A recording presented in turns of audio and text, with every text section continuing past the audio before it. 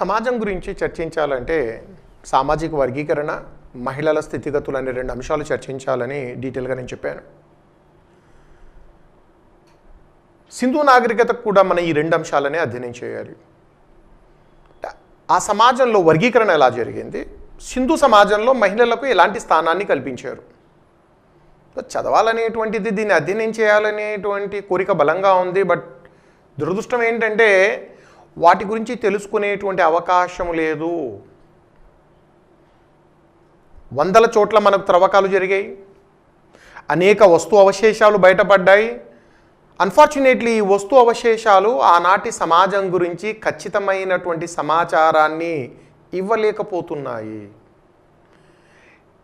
ఎలాగూ వాళ్ళ లిపి మనం ఇంతవరకు కనుక్కోలేదు కాబట్టి లిపి ద్వారా మనకు సమాచారం వచ్చే ప్రసక్తే లేదు. మరి ఏవైతే పురావస్తు త్రవ్వకాల్లో బయలుపడిన అవశేషాలు కూడా సమాజం గురించి ఎటువంటి సమాచారాన్ని ఇవ్వలేకపోతున్నాయి.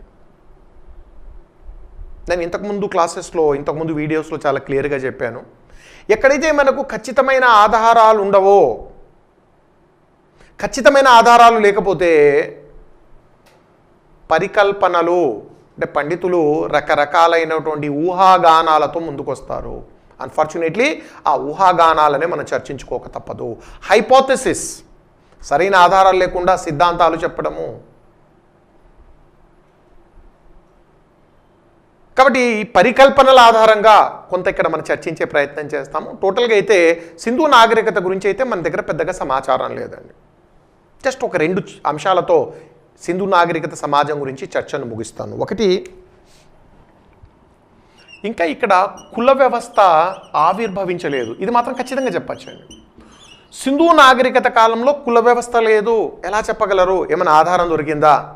ఆధారం ఇక్కడ దొరకలేదు. కానీ భారతదేశంలో సింధు నాగరికత తర్వాత ప్రవేశించిన ఆర్యులు, నెక్స్ట్ చాప్టర్లో మన ఆర్యుల గురించి చర్చిస్తాం, వాళ్ళు కుల వ్యవస్థను ప్రవేశపెట్టినట్టుగా వాళ్ళ గ్రంథాలు చెప్తున్నాయి మనం. కాబట్టి కుల వ్యవస్థ మన దేశంలో ఆర్యుల కాలంలో ప్రారంభమైంది. దాని ఆధారంగా ఇక్కడ కుల వ్యవస్థ లేదనే పాయింట్ నేను చెప్పగలను. మరి కుల వ్యవస్థ లేదు కాబట్టి ఇక్కడ అసమానతలు లేవా, వర్గీకరణ లేదా? నేను చెప్పాను, వర్గీకరణకు కులం ఒక ప్రాతిపదిక. కులం ఆధారంగా మాత్రమే వర్గీకరణ జరగదండి. అసమానతలు లేవంటే భయంకరమైన అసమానతలు ఉన్నాయి. కాకపోతే ఈ అసమానతలు కులం ఆధారంగా కాదు, సంపద ఆధారంగా. ఇందాకే నేను నగర నిర్మాణం గురించి చర్చించేటప్పుడు ధనికులందరూ ఎగువ నగరంలోనూ, సామాన్య ప్రజలందరూ దిగువ నగరంలో చాలా భయంకరమైనటువంటి సామాజిక ఆర్థిక అసమానతలు ఉన్నాయి. బట్ అసమానతలు కులం ఆధారంగా కాకుండా సంపద ఆధారంగా. ధనికులందరూ నగరంలోని ఒకవైపుని జీవిస్తుంటే ఎగువ నగరంలో, సామాన్య ప్రజలు దిగువ నగరంలో, వాళ్ళ మధ్య సామాజిక సంబంధాలు కూడా చాలా బలహీనంగా ఉన్నట్టుగా మనకు తెలుస్తుంది. రెండో పాయింట్, మరి మహిళలకు, ఇది వర్గీకరణ గురించి అండి, సామాజిక వర్గీకరణ గురించి. అంటే పెద్దగా సమాచారం లేదు కానీ ఆ నగరాల్లో జరిగినటువంటి త్రవ్వకాల్లో ఎగువ నగరంలో అయితే పెద్ద పెద్ద భవంతులు బయటపడతాయి.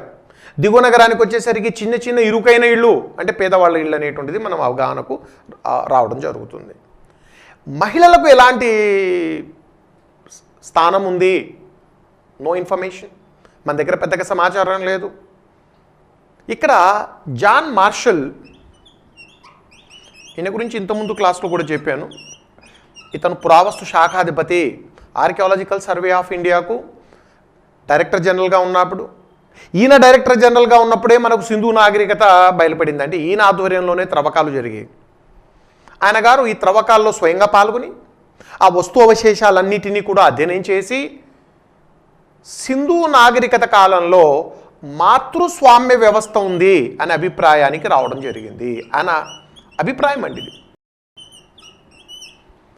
హైపోథెసిస్, ఖచ్చితమైన ఆధారాలు లేవు. మాతృస్వామ్య వ్యవస్థ అని అతను అభిప్రాయపడ్డాడు. మాతృస్వామ్య వ్యవస్థ మనం ఇంగ్లీష్లో అయితే మ్యాట్రియార్కీ అంటాము.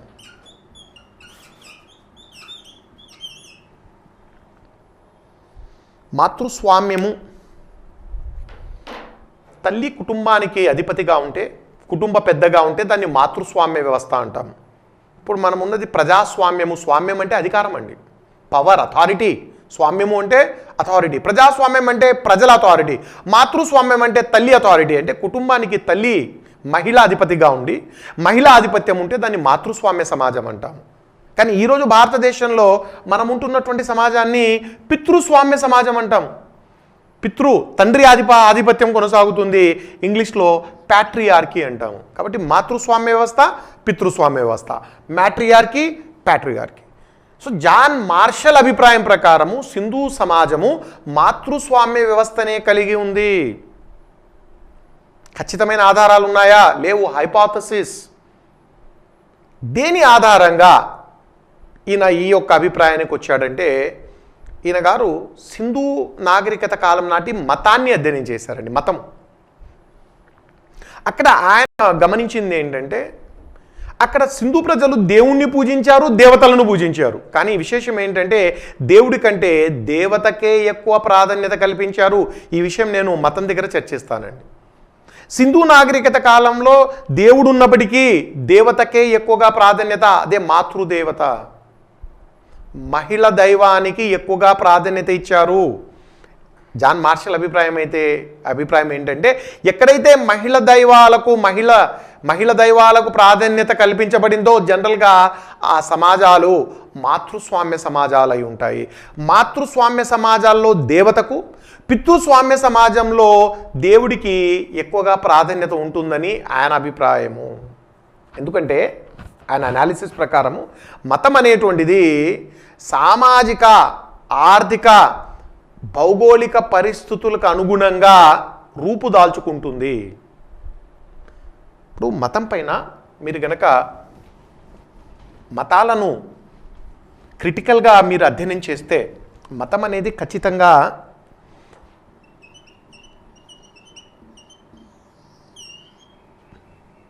ఒక పూజా విధానం అనండి, ఒక నాన్ మెటీరియలిస్టిక్ ఆస్పెక్ట్ అండి మతం అనేటువంటిది ఆధ్యాత్మికతకు సంబంధించినది అయినప్పటికీ మతం పైన సామాజిక అంశాలు, ఆర్థిక అంశాలు, భౌగోళిక అంశాల ప్రభావం చాలా ఎక్కువగా ఉంటుందండి.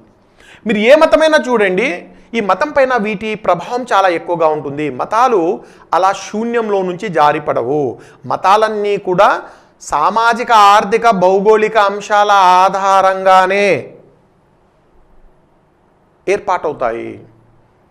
ఇప్పుడు హిందూ మతము, ఇస్లాం మతము రెండు చాలా భిన్నమైన మతాలు.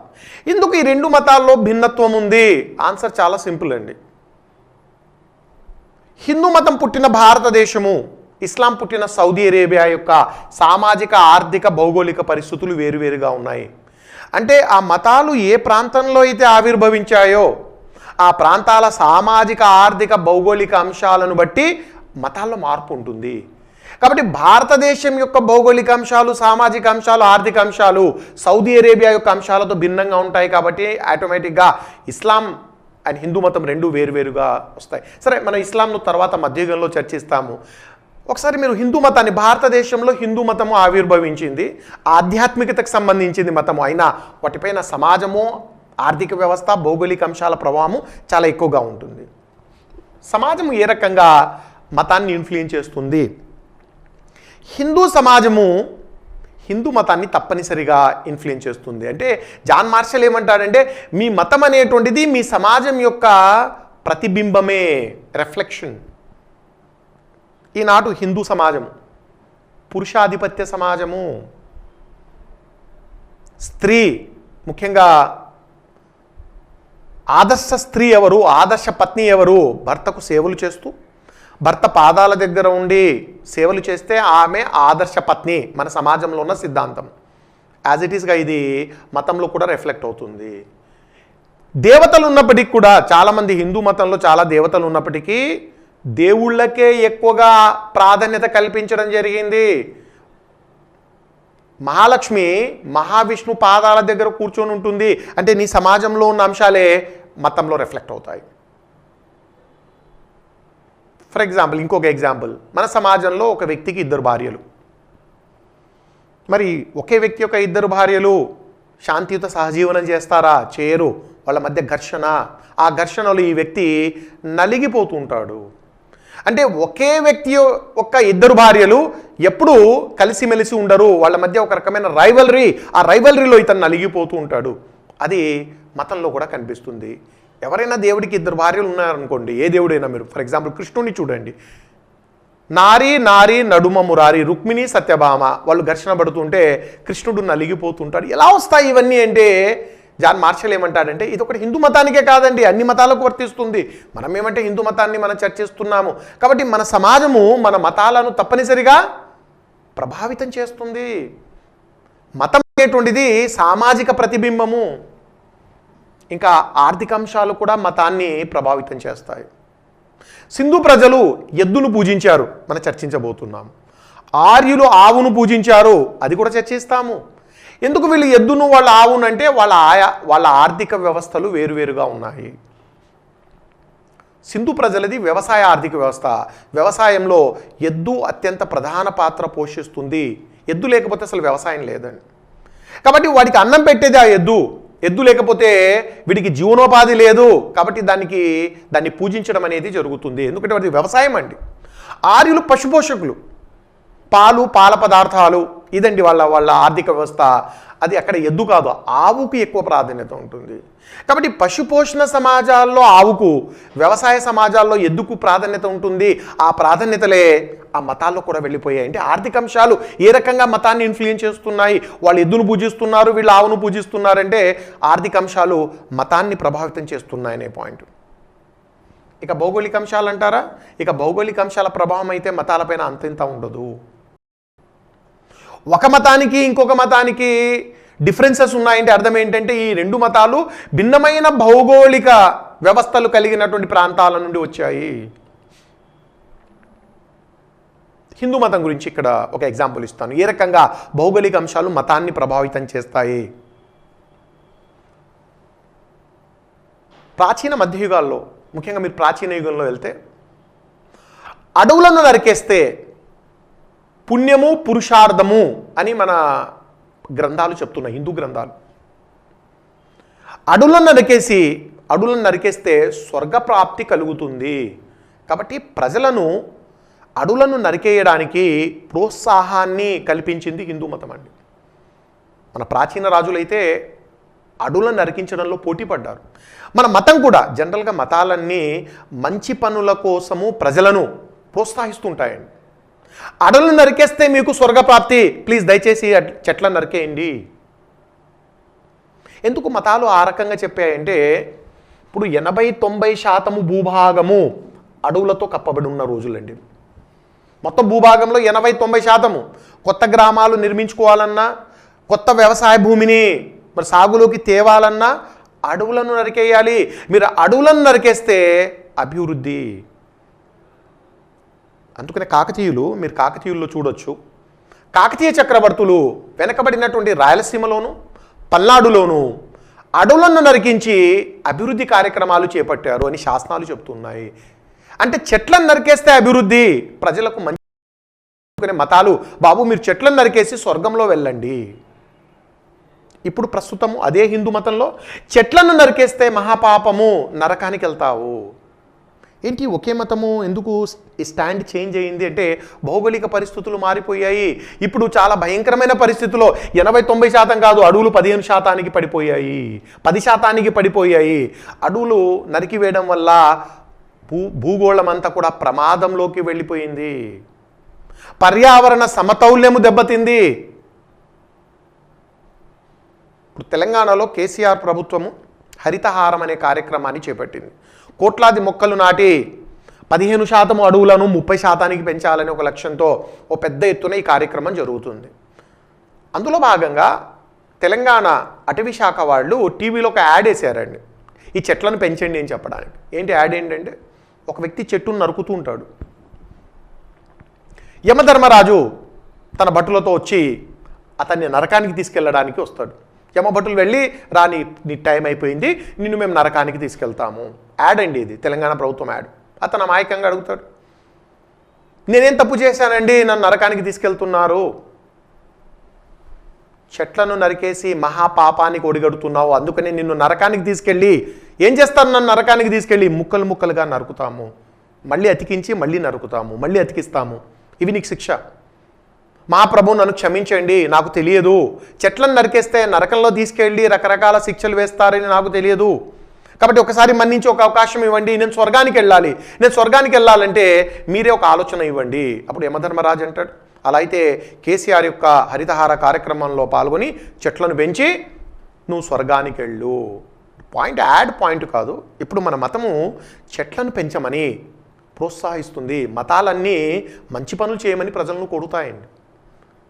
ఇక్కడ పాయింట్ ఏంటంటే, ఒకప్పుడు ఈ మతము చెట్లను నరికేస్తే స్వర్గమని చెప్పి, అదే మతం ఇప్పుడు చెట్లను నరికేస్తే నరకమని చెప్తుంది. కారణం ఏంటంటే మన భౌగోళిక అంశాలు మారిపోయాయి, జాగ్రఫికల్ ఫ్యాక్టర్స్ మారిపోయాయి.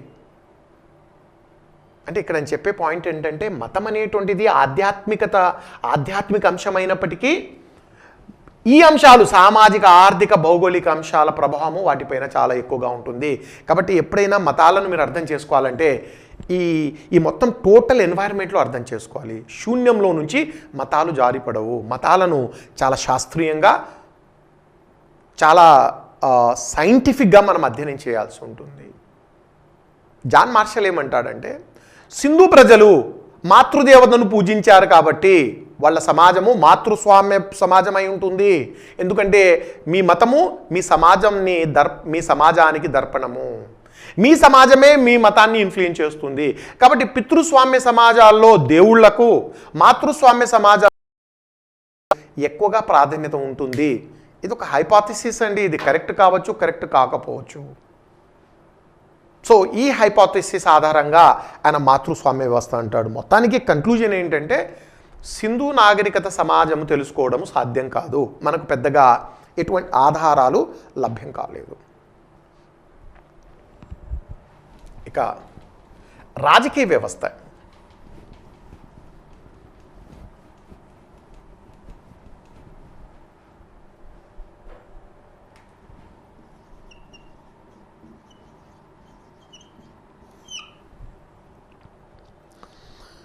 సింధు నాగరికత కాలంలో ఏ రకమైనటువంటి పరిపాలన వ్యవస్థ ఉంది, ఏ రకమైన రాజకీయ వ్యవస్థ ఉంది, అసలు ఎవరు పాలించారు వాళ్ళను, సింధు ప్రజలను ఎవరు పాలించారు? ప్రజాస్వామ్యం ఉందా, గణతంత్ర వ్యవస్థ ఉందా, రాచరిక వ్యవస్థ ఉందా అనేది ఒక పెద్ద చర్చ అండి, చర్చనీయాంశము. ఇప్పటికి కూడా క్లారిటీ లేదు. కారణం ఏంటి? సేమ్ కారణం అండి, మనకి ఎక్కడ ఆధారాలు దొరకలేదు. త్రవ్వకాల్లో బయలుపడిన వస్తు అవశేషాలు వాళ్ళ పరిపాలన గురించి మనకు ఎలాంటి సమాచారాన్ని ఇవ్వడం లేదు. సమాచారం లేకపోతే హైపోథసిస్లు అంతే. ఎక్కడ మనకు సమాచారం లేదండి, అలా అయి ఉంటుంది, ఇలా అయి ఉండొచ్చు, ఆయన ఇలా అన్నాడు, ఆయన అలా అన్నాడు. ఎక్కడ ఆధారాలు లేవో పండితుల హైపోథసిస్ను చర్చించాలి. ఇక్కడ ఒక 2-3 హైపోథసిస్లు నేను చర్చిస్తాను. డిడి కౌశాంబి, నేను ఒక చరిత్రకారుడు ప్లస్ ఒక పురావస్తు శాస్త్రవేత్త కూడా. ఆయన ఏమంటాడంటే, సింధు నాగరికత కాలంలో మనకు మతరాజ్యము కొనసాగింది. సింధు నాగరికత పరిపాలన వ్యవస్థ లేదా ఆ కాలంలో ఒక మతరాజ్యం కొనసాగింది. రాజ్యము మన ఇంగ్లీష్లో చెప్పాలంటే థియోక్రటిక్ గవర్నమెంట్, థియోక్రటిక్ స్టేట్. మతరాజ్యాన్ని మనం ఇంగ్లీష్లో థియోక్రటిక్ స్టేట్ అంటామండి. ఆయన అభిప్రాయం అండి. సో ఒక మతరాజ్యం ఉంది, పురోహితులే పరిపాలించారు ఈ రాజ్యాన్ని, పురోహితుల పాలన కొనసాగింది. పురోహితులు పాలకులు మతరాజ్యం అని ఆయన అభిప్రాయము. ఆయన ఏదండి, ఆయన ఊహాగానాల్లో ఆయన ఈ సిద్ధాంతం చెప్పాడు. ఆర్ఎస్ శర్మ అనే చరిత్రకారుడు దీన్ని తీవ్రంగా వ్యతిరేకించాడండి. డిడి కౌశాంబి అభిప్రాయాన్ని ఆర్ఎస్ శర్మ ఒప్పుకోలేదు. ఒకవేళ పురోహితులు పాలకులై మతరాజ్యమే ఉంటే అసలు ఎక్కడ ఒక్కచోట కూడా దేవాలయాలు ఉన్నట్టుగా ఆధారాలు లేవు. సింధు నాగరికత కాలంలో దేవాలయాలు మనకు కనిపించడం లేదు. పాలకులు మతానికి పెద్దగా ప్రాధాన్యత ఇచ్చినట్టుగా కనిపించడం లేదు. బట్ సింధు పాలకులు దేనికి ప్రాధాన్యత కల్పించారంటే వ్యాపారానికి ఎక్కువగా ప్రాధాన్యత కల్పించారు. కాబట్టి ఆర్ఎస్ శర్మ ఏమంటాడంటే, అది పూర్తిగా లౌకిక రాజ్యము, మతరాజ్యం కాదండి, లౌకిక రాజ్యం. దానికి ఆపోజిట్ వర్డ్ అండి. మతరాజ్యానికి ఆపోజిట్ వర్డ్ లౌకిక రాజ్యము. మన ఇంగ్లీష్లో అయితే secular state. India is a secular state, Pakistan is a theocratic state.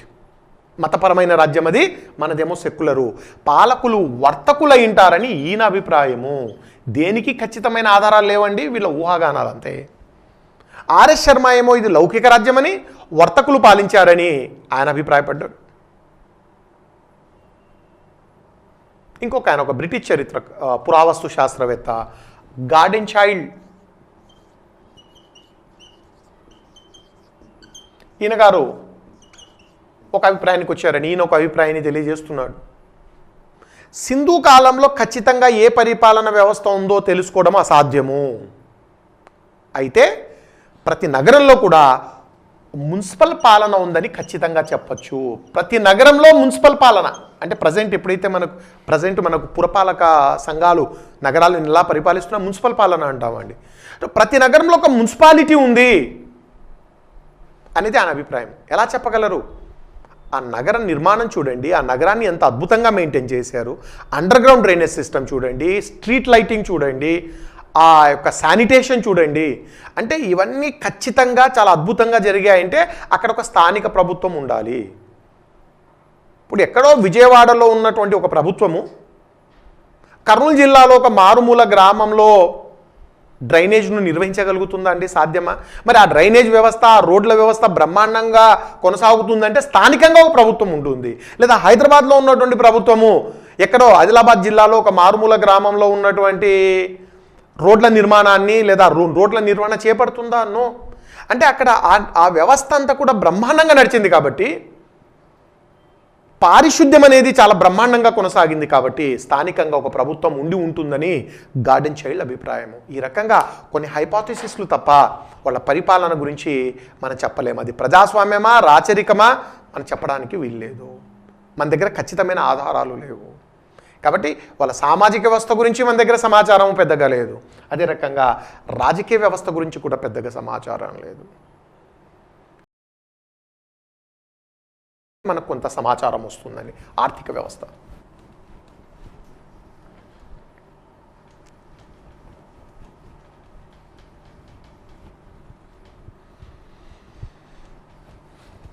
మనం జనరల్గా చరిత్రలో భాగంగా ఆర్థిక వ్యవస్థలను కూడా చర్చిస్తామండి. ఎకానమీ ఎలా ఉంది, మరి ఏ కాలమైనా కానివ్వండి ఆర్థిక వ్యవస్థ గురించి చర్చించాలంటే అది ఏ కాలమైనా కానివ్వండి ఒక 3 అంశాలను జాగ్రత్తగా ఆర్థిక వ్యవస్థలో భాగంగా చదవాలి. ముందుగా మీరు వ్యవసాయాన్ని చూడండి.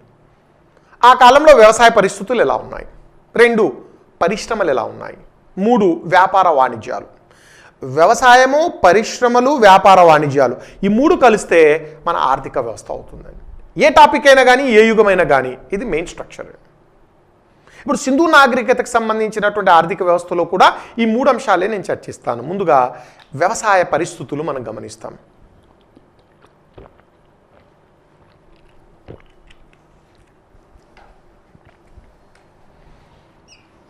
సింధు నాగరికత వ్యవసాయ ఆర్థిక వ్యవస్థను కలిగి ఉంది. Agrarian economy.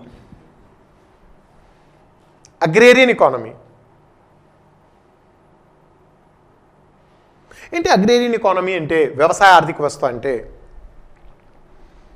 ఆర్థిక కార్యకలాపాలన్నిటికీ వ్యవసాయము వెన్నెముక్కగా ఉంటుంది. ప్రజలకు జీవనోపాధి, జీవనాధారము వ్యవసాయము. పాలకులకు, రాజ్యానికి ముఖ్య ఆదాయ వనరు వ్యవసాయము. పరిశ్రమలన్నీ వ్యవసాయంపైనే ఆధారపడి ఉన్నాయి. వ్యాపార వాణిజ్యాలన్నీ వ్యవసాయ ఉత్పత్తుల్లోనే కొనసాగుతున్నాయి. అంటే మీ జీవనోపాధి, రాజ్యానికి ఆదాయము, మీ పరిశ్రమలు, మీ వ్యాపార వాణిజ్యాలు ఇవన్నీ వ్యవసాయం పైన ఆధారపడి ఉంటే దాన్ని వ్యవసాయ ఆర్థిక వ్యవస్థ అంటాము. కాబట్టి అన్డౌటెడ్లీ ఎటువంటి సందేహం లేకుండా సింధు నాగరికత వ్యవసాయ ఆర్థిక వ్యవస్థను కలిగి ఉందని ఖచ్చితంగా చెప్పచ్చు. ఏ పంటలు పండించారు? ప్రధాన ఆహార ధాన్యాలు, సింధు ప్రజల యొక్క ప్రధాన ఆహార ధాన్యాలు, దీనిపైన కూడా ప్రశ్నలు అడిగారండి. గోధుమలు, బార్లీ. గోధుమలు, బార్లీ వీళ్ళ ప్రధాన ఆహార ధాన్యాలు అండి. ఇక దాంతోపాటుగా ప్రత్తి పండించారు, కాటన్, నువ్వులు, ఆవాలు, కూరగాయలు, పండ్లు, మిగతా మిస్లీనియస్ క్రాప్స్ చాలా ఉన్నాయి. ప్రధానంగా ఆహార ధాన్యాల విషయానికి వస్తే ఈ రెండండి ఆహార ధాన్యాలు. మరి వరి తెలియదా? సింధు ప్రజలకు వరి తెలియదా? ఇంతకుముందు ప్రీవియస్ వీడియోస్లో మీరు చూసి ఉంటారు. ప్రపంచానికి వరి అందించింది మనమే అని చెప్పాను. క్రీస్తుకు పూర్వము 5000లోనే మన నవీన శిలాయుగ ప్రజలు వరి పండించారు. మనం చర్చిస్తుంది సింధు ప్రజలు వరి పండించారా లేదా అనేటువంటిది. ఎందుకంటే త్రవ్వకాల్లో ఎక్కడ మనకు వరి అవశేషాలు దొరకలేదండి. ఎక్కడ త్రవ్వకాల్లో అయినా బార్లీ, గోధుమలే దొరికాయి కానీ వరి మనకి ఎక్కడ దొరకలేదు. కాబట్టి వరి తెలియదు అని అనుకునేవాళ్ళు తర్వాత జరిగిన త్రవ్వకాల్లో వరి లభ్యమైంది అంటే ఇప్పుడు మన అభిప్రాయాన్ని మార్చుకోవాలి. కాబట్టి చరిత్ర ఎప్పుడు కూడా స్టాటిక్గా ఉండదండి, మారుతూ ఉంటుంది. నూతన త్రవ్వకాలు, నూతన అంశాలు బయటపడుతూ ఉంటాయి. కొంతకాలం కిందటి వరకు అసలు వీళ్ళకు వరి తెలియదు అనుకునే వాళ్ళము, కానీ ఇప్పుడు వరి తెలుసు. లోథాల్లో బియ్యపు గింజ దొరికిందండి. చాలా చాలా చాలా ఎగ్జామ్స్లో బిట్లుగా మనకు అడిగారు, బియ్యపు గింజ ఎక్కడ బయటపడింది? లోథాల్. రంగపూర్లో సింధు నాగరికతకు సంబంధించిన ఇంకొక ప్రాంతము రంగపూర్, ఇది కూడా గుజరాతే అండి. రంగపూర్ కూడా గుజరాతే. లోథాల్, రంగపూర్ రెండు గుజరాతే. రంగపూర్లో వరి పొట్టు దొరికింది. ఇక్కడ కూడా చాలా క్లియర్గా మీరు గమనించాల్సింది, లోథాల్లో గింజ, రైస్ గ్రెయిన్, రంగపూర్లో వరి పొట్టు, రైస్ హస్క్. బిట్లు అడిగేటప్పుడు కూడా చాలా జాగ్రత్తగా అడుగుతూ ఉంటాడండి. ఈ క్రింది ప్రాంతాల్లో వరి పొట్టు ఎక్కడ దొరికింది? మీరు లోథాల్ వెళ్తే తప్పవుతుందండి. లోథాల్లో మనకు బియ్యపు గింజ దొరికింది. అలా కాకుండా ప్రశ్న, సింధు నాగరికత కాలంలో వరికి సంబంధించిన ఆధారాలు ఎక్కడ బయటపడ్డాయి? అప్పుడు లోథాల్ అండ్ రంగపూర్. సో ఈ రకంగా మనకు ఆన్సర్స్ మారుతూ ఉంటాయండి. సో రెండు చోట్ల జరిగిన త్రవ్వకాల్లో వరికి సంబంధించిన ఆధారాలు.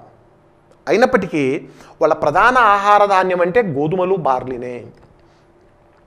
ఒకవేళ మీకు ప్రశ్న అడిగారు అనుకోండి, సింధు ప్రజల ప్రధాన ఆహార ధాన్యము, ప్లీజ్ వరికి వెళ్ళొద్దండి. వరి తెలుసు, కానీ చాలా చాలా రేర్గా 1-2 చోట్ల మాత్రమే వరి పంటను పండించడం జరిగింది. ప్రధానంగా గోధుమలు, బార్లే వాళ్ళ ఆహార ధాన్యం. ఇంకోటి, సింధు ప్రజలకు నాగలి తెలుసా? నాగలి దున్నడం అండి, ఇంగ్లీష్లో ప్లవ్ అంటాం, నాగలిని ప్లవ్ అంటాం. వీళ్ళకు తెలుసా? ఇది ఒక చర్చ జరిగింది పండితుల మధ్య.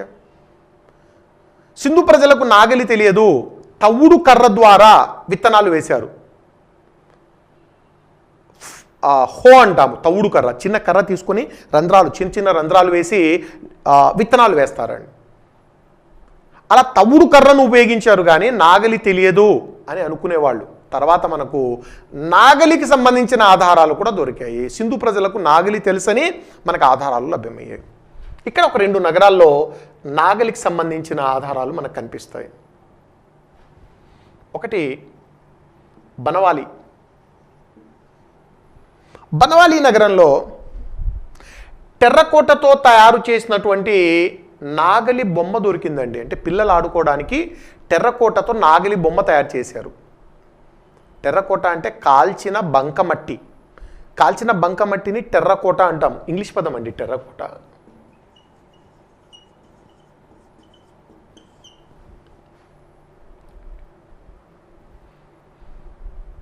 అంటే వాళ్ళు బొమ్మ తయారు చేయగలిగారంటే వాళ్ళకి నాగలి తెలుసని వేరేగా చెప్పాల్సిన అవసరం లేదు. కాబట్టి బనవాలిలో నాగలికి సంబంధించిన ఆధారం మనకు దొరికింది. రెండోది కాళీబంగన్ నగరం అండి. కాళీబంగన్, ఇక్కడ నాగలితో దున్నిన భూమి బయటపడిందండి. నాగలితో దున్నిన భూమి. నేను ముందే చెప్పాను, పురావస్తు త్రవ్వకాలంటే గుణపాలు పెట్టి కూలీలతో తవ్వించడం కాదు, అతి సున్నితంగా బాగా చదువుకున్నటువంటి వ్యక్తులు ప్రతి మట్టి రేణును జాగ్రత్తగా బయటికి తీస్తారు. ఆ కాలంలో ఒక రైతు తడి నేలపైన నాగలి నడిపాడండి. నాగలి నడిపితే చారలు, నాగలి చారలు ఏర్పడతాయి. చారలు, నాగేటి సాళ్ళు అంటాం మనం, సాళ్ళు. ఇంగ్లీష్లో ఫర్రోస్ అంటారు ఆ చారలను. ఫరోస్, సాళ్ళు. అంటే ఆ తడి నేలపైన నాగలి చారలు ఏర్పడ్డాయి. తర్వాత అది ఎండిపోయి అలాగే గట్టిగానే ఉండిపోయాయి. జాగ్రత్తగా పురావస్తు శాస్త్రవేత్తలు ఆ ఫరోస్ను కూడా బయటికి తీయగలిగారు. నాగలి దొరకలేదు, కానీ నాగలితో దున్నిన భూమి కాలిబంగంలో బయటపడింది. చాలా క్లియర్. ఈ రెండింటి వల్ల సింధు ప్రజలు నాగలిని వాడారు. ఇలాంటి ఇంకొక చర్చ. సింధు ప్రజలకు గుర్రం తెలుసా? గుర్రాన్ని పోషించారా?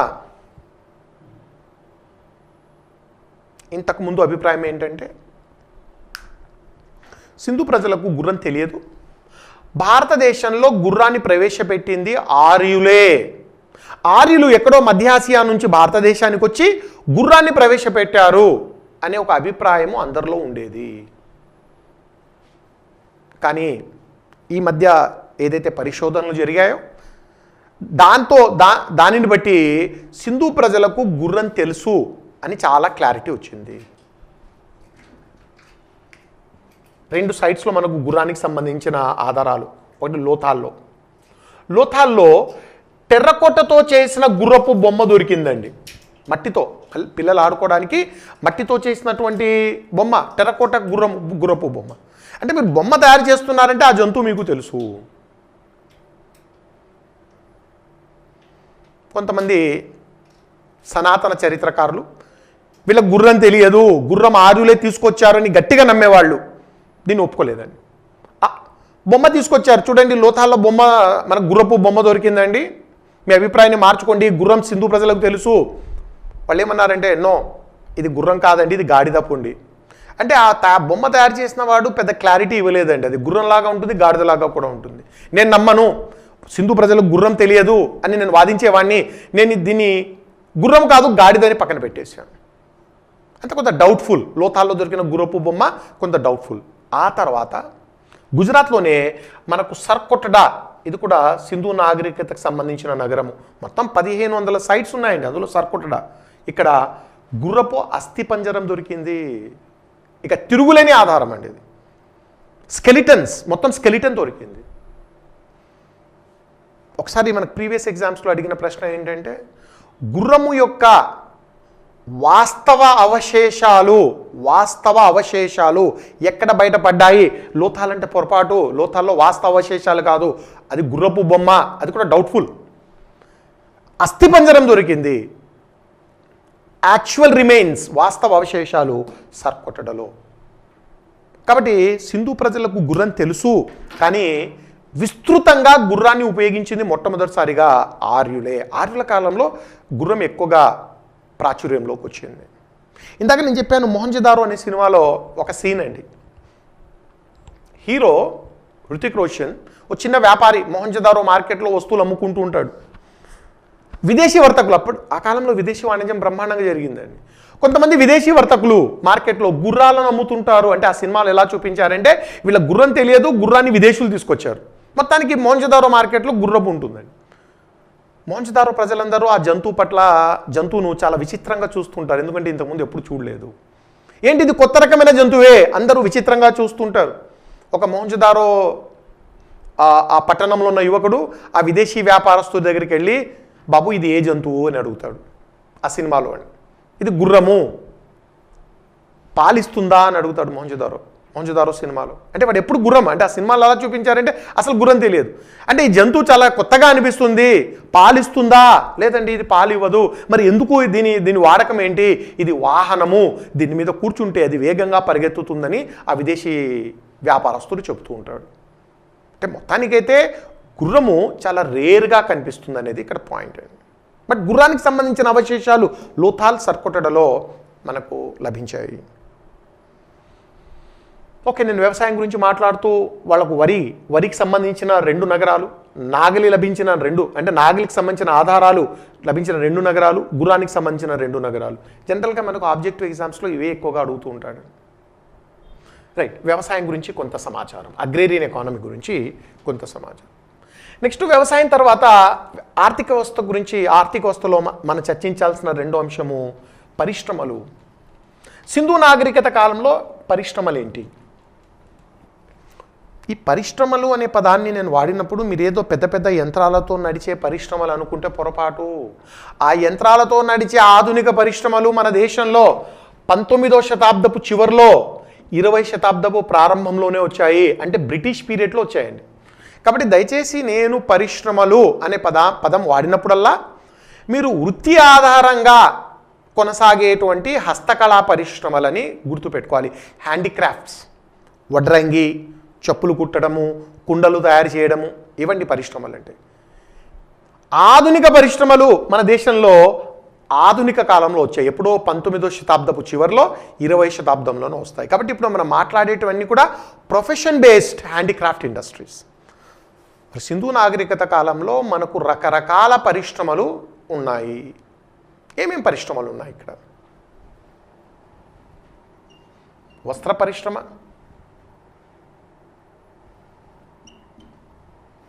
కుండల పరిశ్రమ, చర్మ పరిశ్రమ,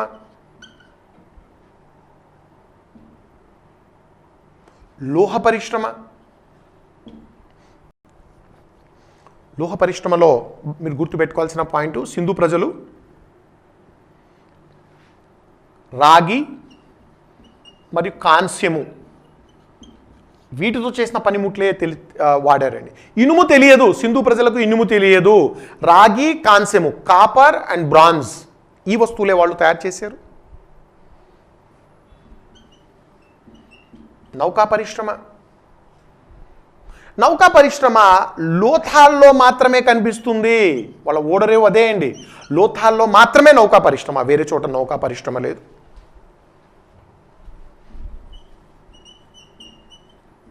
ఆభరణాల పరిశ్రమలు, ఆభరణాలు. సింధు ప్రజలు రకరకాల ఆభరణాలు తయారు చేశారు. బంగారు, వెండి, రకరకాల వైఢూర్యాలు, మణులు, మాణిక్యాలు, వీటితో రకరకాల ఆభరణాలు, ముఖ్యంగా గవ్వలు, పూసలతో కూడినటువంటి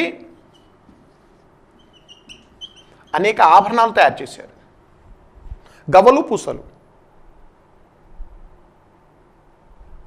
ధోలవీరా, చాన్హుదారో, లోథాల్, ఈ ప్రాంతాల్లో చాలా చోట్ల మనకు ఈ ఆభరణాల పరిశ్రమలు మనకు బయటపడ్డాయి. ఇటుకల పరిశ్రమ. ఇవి ఆనాటి ముఖ్యమైనటువంటి పరిశ్రమలు. సో సింధు నాగరికత కాలంలో ఈ ముఖ్యమైనటువంటి పరిశ్రమలు కనిపిస్తాయి. వ్యవసాయము, పరిశ్రమల తర్వాత చివరిగా వ్యాపార వాణిజ్యాలను మనం చూడాల్సి ఉంటుంది. వ్యాపార వాణిజ్యాలు.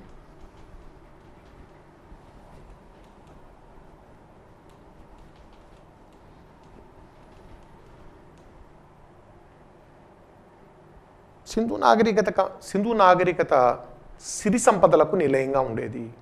విపరీతమైన సంపద. మేబీ అందరికీ ఆ సంపద అందుబాటులో ఉండకపోవచ్చు, బట్ సంపద అయితే చాలా ఎక్కువగా ఉంది. ఈ సంపదకు ప్రధాన కారణము జాతీయ, అంతర్జాతీయ వ్యాపారం. సింధు ప్రజలు జాతీయ వ్యాపారం చేశారు, అంతర్జాతీయ వ్యాపారం చేశారు. జాతీయ వ్యాపారం ఎలా కొనసాగింది? జాతీయ వ్యాపారం అంటే అంతర్గత వ్యాపారం అండి, స్వదేశీ వాణిజ్యం. నాగరికతలోని ఒక నగరం నుంచి ఇంకొక నగరానికి, ఒక ప్రాంతం నుంచి ఇంకొక ప్రాంతానికి ఎడ్ల బండ్ల ద్వారా వ్యాపారం జరిగింది. పడవల ద్వారా, పడవలు. యాక్చువల్గా సింధు నాగరికత కాలం నుండి మనకు స్వాతంత్రం వచ్చే వరకు భారతదేశంలో నదీ వ్యాపారము బ్రహ్మాండంగా కొనసాగిందండి. నదుల వ్యాపారం అండి. బ్రిటిష్ కాలంలో కూడా తెలుగు రాష్ట్రాల్లో ఉన్న కృష్ణా, గోదావరి నదులను వ్యాపారానికి బ్రహ్మాండంగా ఉపయోగించారండి. గంగా, యమున, సింధు, అన్ని నదులు. స్వాతంత్రం వచ్చిన తర్వాత మన ప్రభుత్వాలు పట్టించుకోలేదు. నదీ వ్యాపారం అంతమైపోయిందండి స్వాతంత్రం వచ్చిన తర్వాత. అందుకనే ఆంధ్రప్రదేశ్లో చంద్రబాబు నాయుడు ముఖ్యమంత్రిగా ఉన్నప్పుడు ఆయన నదీ వ్యాపారాన్ని పునరుద్ధరించాలి. కృష్ణానది పైన పడవల ద్వారా ఈ వస్తువులను రవాణా చేయాలి. ఎందుకంటే చాలా చీప్ ట్రాన్స్పోర్టేషన్ అండి. కారణాలు తెలియదు కానీ స్వాతంత్రం తర్వాత మన ప్రభుత్వాలు దాన్ని వదిలిపెట్టాయి. లేకపోతే చాలా ప్రాచీన కాలం నుండి మనకు నదులపైన పడవల ద్వారా వ్యాపారం జరిగేది. సింధు నగరాలన్నీ నదీ పరివాహక ప్రాంతాల్లో ఉన్నాయి కాబట్టి చాలా సులువుగా తక్కువ ఖర్చుతో వస్తువులు ఒక నగరం నుంచి ఇంకొక నగరానికి చేరేవి. సో ఎడ్ల బండ్ల ద్వారా పడవల ద్వారా జాతీయ వ్యాపారం జరిగితే అంతర్జాతీయ వ్యాపారం ప్రధానంగా మెసొపొటేమియాతో జరిగింది. మెసొపొటేమియా అంటే నేను చెప్పాను ఇరాక్ అని. సమకాలీన నాగరికతలైన చైనాతో కానీ ఈజిప్టుతో కానీ సింధు ప్రజలకు వ్యాపార సంబంధాలు ఉన్నాయని ఎక్కడ ఆధారాలు లభ్యం కాలేదు. కానీ మెసొపొటేమియాతో మాత్రం బ్రహ్మాండమైన వ్యాపారం జరిగింది. లోథాల్ ప్రధాన ఓడరేవు నౌకలు నిరంతరంగా మెసొపొటేమియాకు వెళ్తున్నాయి. ఏమైనా ఆధారాలు దొరికాయా అంటే అంత ప్రాచీన కాలంలో విదేశీ వాణిజ్యం జరిగిందని ఆధారాలు, బ్రహ్మాండమైన ఆధారాలు, తిరుగులేని ఆధారాలు దొరికాయి. ఏంటి ఆధారాలు? ముద్రికలు, సీల్స్. మన ముద్రికలు మెసొపొటేమియాలోని అనేక ప్రదేశాల్లో లభ్యమయ్యాయి. ముద్రికలు నేను చెప్పాను, చతురస్రాకారము, దీర్ఘ చతురస్రాకారము, దీనిపైన మన చిత్రలిపి కూడా ఉంటుంది. మన ముద్రికలు మెసొపొటేమియాలోని అనేక ప్రాంతాల్లో లభ్యమయ్యాయి.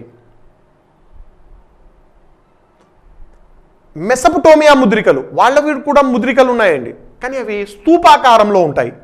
మెసొపొటేమియా ముద్రికలు స్తూపాకారంలో ఇవి మనకు మొహంజదారోలో దొరికాయి. సింపుల్ పాయింట్ అండి.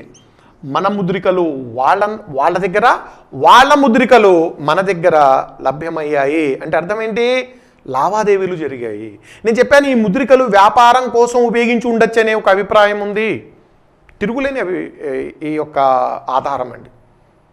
సరే, మన ముద్రికలు వాళ్ళ దగ్గర లభించాయి అనే పాయింట్ కంటే కూడా మనకు జనరల్గా అడిగే ప్రశ్న ఏంటంటే మెసొపొటేమియాకు చెందినటువంటి స్తూపాకారపు ముద్రికలు ఎక్కడ బయటపడ్డాయి? మొహంజదారోలో బయటపడ్డాయి. రెండో ఆధారం అంటే రెండు నాగరికతల మధ్య వ్యాపార సంబంధాలు ఉన్నాయని చెప్పడానికి మనకు రెండో తిరుగులేని ఆధారం ఏంటంటే మెసొపొటేమియా శాసనాలు. మన శాసనాలు అది ఇక్కడ ఉందండి, ఇవి శాసనమే. ఈ చిత్రలిపి ఉండేది శాసనమే. శాసనం అంటే ఏంటి? గట్టి ఉపరితలం పైన చెక్కబడిన లిపి ఏమైనా కావచ్చు. ఇంతవరకు ఆ శాసనాలు, సింధు శాసనాలు ఎవరు చదవలేకపోయారు, కానీ మెసొపొటేమియా శాసనాలు చదివేశారండి. క్యూనిఫామ్ లిపిలో ఉన్నాయి అవి. మెసొపొటేమియాలో క్యూనిఫామ్ లిపి ఉపయోగించారు. ఒక ప్రాచీన శాసనం క్రీస్తుకు పూర్వము 2350 BC శాసనం అండి. మెసొపొటేమియాలో 2350 BCలో వేసిన ఒక శాసనంలో క్యూనిఫామ్ శాసనం అండి. మనకు చాలా విలువైన సమాచారం ఉంది. సింధన్ కాటన్, మెసొపొటేమియా ప్రజలు పత్తిని సింధన్ అన్నారు. సింధు ప్రాంతం నుంచి వస్తుంది వాళ్లకు. మనం పత్తిని ఎగుమతి చేస్తున్నాం కాబట్టి సింధు ప్రజలు పత్తిని ఎగుమతి చేశారు కాబట్టి ఆ పత్తిని మెసొపొటేమియాలో సింధన్ అన్నారు. ఈ శాసనం ఏముంటుందంటే తాము సింధన్ను మెలూహా నుండి దిగుమతి చేసుకుంటున్నాము. మెలూహా ఇది కూడా బిట్టేయండి మనకు. మెలూహా, భారతదేశాన్ని మెసొపొటేమియా వాసులు మెలూహా అని పిలిచారు. ఎందుకు పిలిచారో మనకు తెలియదు. పత్తిని సింధు ప్రాంతం నుంచి దిగుమతి చేసుకుంటున్నాము. సింధన్ మెలూహా నుంచి వస్తుందని 2350 BCకి చెందినటువంటి ఒక శాసనము మనకు చాలా క్లియర్ సమాచారం ఇస్తుంది. కాబట్టి ఈ రెండు నాగరికతల మధ్య వ్యాపారము ఖచ్చితంగా బ్రహ్మాండంగా జరిగిందని తిరుగులేని ఆధారాలు ఉన్నాయి. మరి ఎగుమతులు దిగుమతులు ఏంటి? మనం ఏం ఎగుమతి చేశాము, ఏం దిగుమతులు చేసుకున్నాము? ముందుగా మన ఎగుమతులు మనం చూస్తే ఎక్స్పోర్ట్స్, పత్తి, వస్త్రాలు, ఆహార ధాన్యాలు,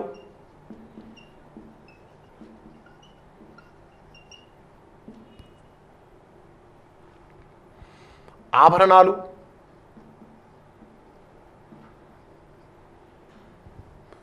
ఐవరీ అంటే ఏనుగు దంతాలతో చేసినటువంటి వస్తువులు, ఏనుగు దంతాలతో, చాలా విలువైన ఏనుగు దంతాలతో చేసిన వస్తువులు ఐవరీ ప్రోడక్ట్స్ అంటాం. ఇవన్నీ మనం ఎగుమతి చేసామండి. భారతదేశం నుంచి ఇవి ఎగుమతి అయ్యాయి. దిగుమతులు ఏంటి? దిగుమతుల్లో ముఖ్యంగా బంగారం, వెండి, రాగి, లోహాలండి, ప్రధానమైన లోహాలు. తర్వాత రత్నాలు, వైఢూర్యాలు, రకరకాల రత్నాలు, వైఢూర్యాలు, జెమ్ స్టోన్స్ అంటాం మనము, సెమీ ప్రెషస్ స్టోన్స్. అంటే ఆ రత్నాలు, వైఢూర్యాలను దిగుమతి చేసుకొని వాటిని ఆభరణాలుగా మార్చి మళ్ళీ మనం ఎగుమతి చేసేవాళ్ళము. సో ఇవి లోహాలు, వైఢూర్యాలు, రత్నాలు ప్రధానమైనటువంటి దిగుమతులు. ఇది ఆర్థిక వ్యవస్థకు సంబంధించిన సమాచారం. సో సింధు నాగరికత ఆర్థిక వ్యవస్థకు సంబంధించి మనం ప్రధానంగా వ్యవసాయం గురించి చర్చించాము, పరిశ్రమల గురించి చర్చించాము, వ్యాపార వాణిజ్యాల గురించి చర్చించడం జరిగింది.